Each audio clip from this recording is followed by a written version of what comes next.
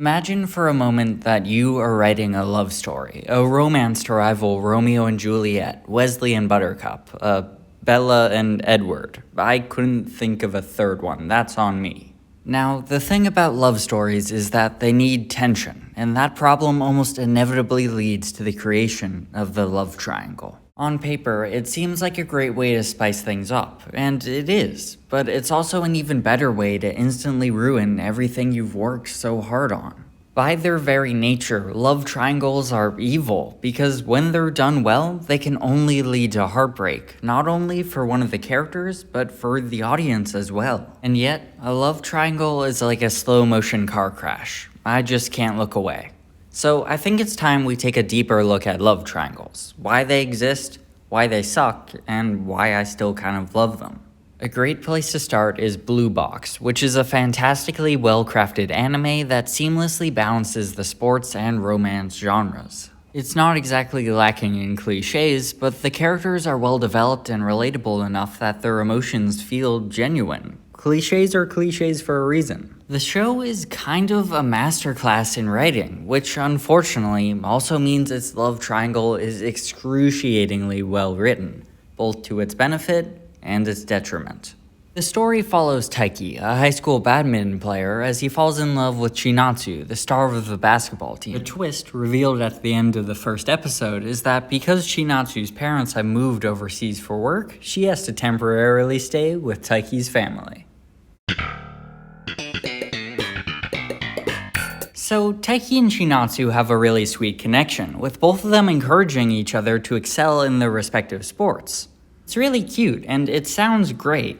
Well, not quite. Enter Hina Chono, the girl who's about to steal the spotlight so fast I should probably add an epilepsy warning. The star of the rhythmic gymnastics team and Taiki's childhood friend to boot, Hina slowly realizes that she has feelings for the boy who's always been by her side. While Taiki and Chinatsu are often stiff and awkward when they're together, Hina brings out a new, more relaxed version of Taiki. Their chemistry is obvious because they're actually friends. See the problem? I know it's not gonna end well for Hina, but it's gotten to the point where I actively get annoyed when Taiki and Chinatsu have any sort of romantic interaction. I am fully Team Hina, and I am prepared to go down with this ship. Pun very much intended. Although it's engaging, this love triangle is kind of actively ruining Blue Box for me, and it's not an issue that's exclusive to this show, not by a long shot. In my mind, introducing a love triangle is just about the riskiest thing you can do in a story.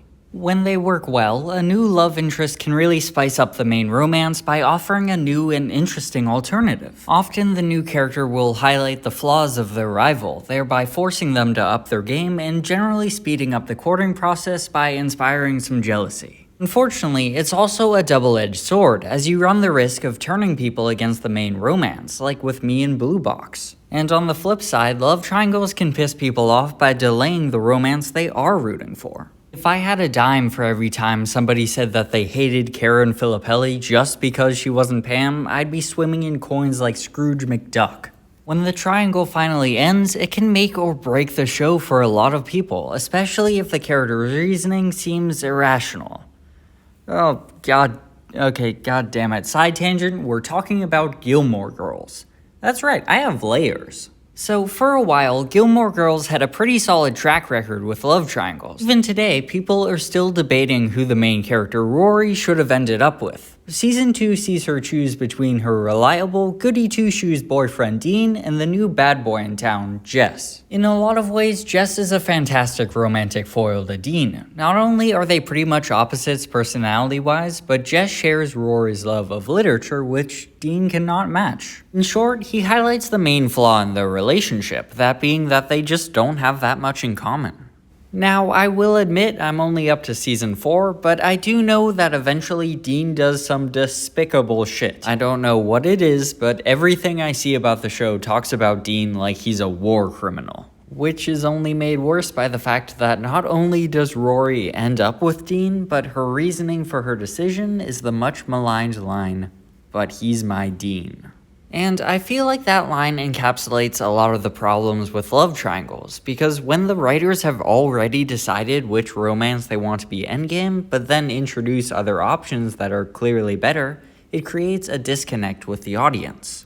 A pretty famous example is the ending of How I Met Your Mother. It just makes zero sense for Ted and Robin to end up together when Barney and Robin make so much more sense. But unfortunately, the writers had that ending planned out since day one, so they had to justify it somehow. More often than not, the reason for picking someone doesn't come down to any actual logic that the audience can follow. It's just that the MC loves them more for some unexplainable reason. Because, yeah, love isn't really based on logic, but that makes it a lot harder to stomach when your favorite character goes home with a broken heart. As sick as it may be, it's actually better for the secondary love interest to make a little more sense, since it adds tension and suspense. If the new character in a love triangle doesn't really work and doesn't challenge the show's main romance, there would be no point in it. So, we must have our hearts broken, for the good of the story.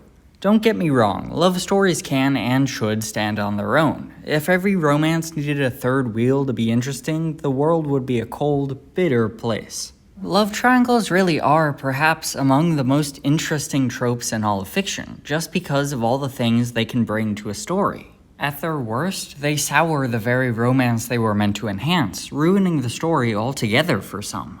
But they're often necessary to move a story forward, and their allure, regardless of their success or failure, is undeniable. Take Blue Box, for example. Even though I know it won't end well for me, I will be glued to the TV in a way that I might not have been if Hina was never introduced. Just because you know the ending, or just because you don't like it, doesn't mean you can't enjoy the ride. And what's a romance without a little heartbreak?